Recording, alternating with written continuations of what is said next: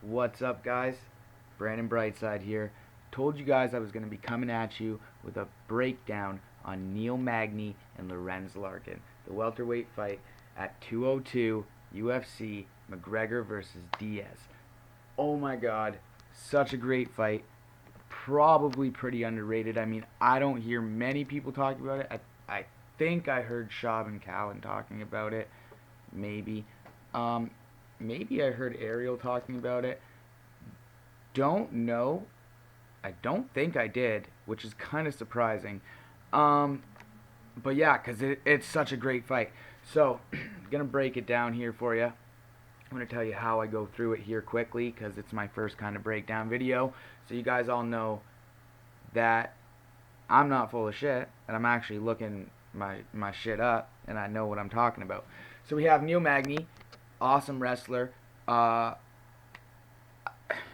he's a beast on the fucking ground. He's just a beast. He's got a great top game. He pressures and pressures and pressures, but it's not like he's constantly trying to take you down. He's got the decisions. I think he's like 50-50. I think he's got like I don't know. I think he's got like 9 finishes and like nine decisions.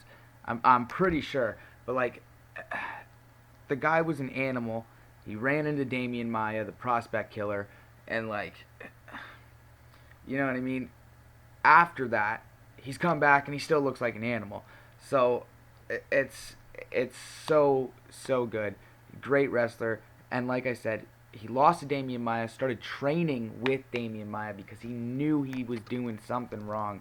And why not go get your jiu-jitsu from the best guy in your division.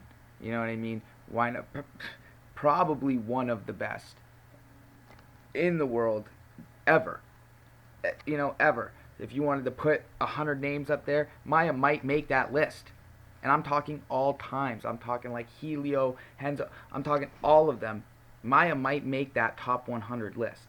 So why not go and train with him? That's especially when he did. He beat Magny. And let's be honest, Maya beats a lot of people that look like absolute animals. And it doesn't mean that they're not absolute animals. It just happens. So we have the wrestler and Magny, and then we have Larkin. Okay, we have Larkin, another animal, more of a kickboxer style. He got some pretty good jiu-jitsu himself. But yeah, so let's look at the records here, and then we'll really break down how I think it's gonna go, why I think that way, and what I really look at. Because there's a lot of things to look at, but what I like to look at is current events for a fighter, because what has happened recently, you know, will really go to show the trajectory they're on. And sometimes, yeah, fighters make a U-turn, you don't see that U-turn coming, but a lot of the times when you look at things in a different perspective, you really start to figure it out. So you got to look at it with multiple aspects, not just one. So we have Neil Magny. He's 18-4. Like I said, I think he's got 9 finishes and 9 decisions. Then we have Lorenz Larkin, 17-5-1. Lorenz Larkin beat Robbie Lawler. Fun fact: beat Robbie Lawler, the guy who just lost to Tyron Woodley. Tyron Woodley at 201. But looked like an absolute animal before that, right? Lorenz Larkin beat him. So don't count Larkin out. Animal too. The record's actually very similar. Like I said, he's got a kickboxing style. So now let's really break down. What I first look at is their last loss. The last time they lost, you know. And the last time that Magny lost, I don't know what card it was. I don't have it written down. I don't have any of that. Was to Damian Maya. It was second round sub. And like I said, he started training with Maya after that. So you know he's gotten better. You know he's gotten better, right? So that's the one aspect that it's like, yeah, the wrestling might be good for Neil, but so is the jiu-jitsu, because look at the guys that he's training with. So that's just one little thing. So now let's look at Larkin's last loss was Albert Tumanov. It was like a third round split decision. Yeah, third. obviously third round split decision. It was really back and forth. It really was. Like I did watch the fight. I really liked the fight. It was kind of boring I think it was like the second round. It got a little boring, but like towards the end, it actually started picking up, and it was really, really awesome. It was a good fight. It was a split decision. I originally saw it going Larkin's way. I don't think I've watched it more than the one time. Maybe if I watched it again, I could see it going Tumanov's way. I saw it going his way that night, like afterwards when they announced it. It was like, yeah, okay, I can see the split decision. I'm usually like that with most split decisions, unless judges are fucked. Let's not go there. So then let's look at their last win. Because the last win, it shows a little bit better. Luckily, for both of these guys, they're both coming off a win. So the losses are behind them. One of them's going to lose at the end of 202. But we're not there yet. But let's look at who they beat in their last fight. Okay? Neil Magny beat Hector Lombard. Okay? Hector Lombard in a third round TKO. And I think it was in like the first minute or something like that. Okay? Hector Lombard. So now people are like, well, what do you mean Hector Lombard? What do you mean Hector Lombard? Right? That's what you guys are asking me. Hector Lombard just got head kicked by Dan Henderson. Yeah, that's my point.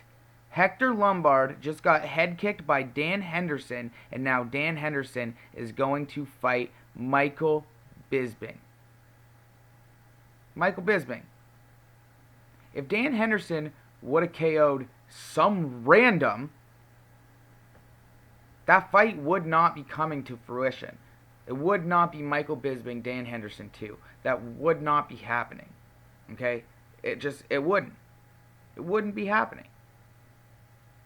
Sorry, just wouldn't happen. Because nobody would care. The reason why Dan is getting that fight is because it's Hector Lombard. Hector Lombard is an animal. An animal. Okay? So, Neil Magny TKO'd Lombard. Let's just keep that in mind, okay? So, now let's look at Larkin's last win. Larkin's last win, split decision. Kind of shows you the style that Larkin works with. He goes. I'm gonna kind of stay at range. I'm gonna kickbox a bit. He throws these weird kicks, like front leg side kicks, kind of like John Jones. He's got some pretty awesome spinning kicks, actually pretty awesome spinning anything. He's an awesome like Taekwondo. I don't know if it's Taekwondo. Like to me, because of the mixture of kickboxing and kung fu he uses, it is like a Taekwondo style. He's just great to watch. He's great to watch. Awesome kicks, great movement. Problems with wrestlers. Great wrestling defense, but big wrestlers he's had a problem with. So who knows? Also, another little fun fact to add on to my other fun fact about Lorenz Larkin, where he beat Robbie Lawler. He beat Robbie Lawler after coming off a loss, I'm pretty sure his first loss, which was a knockout to King Mo. King Mo KO'd him, tested positive. That's the one on his record. And then, he beat Robbie Lawler in his next fight. So, yeah, it was when Robbie Lawler was going through his little weird phase in Strikeforce. Nick Diaz knocked him out too. Yeah, I was going to say Nate, but Nick Diaz knocked him out too. So, maybe not as impressive, but Robbie Lawler.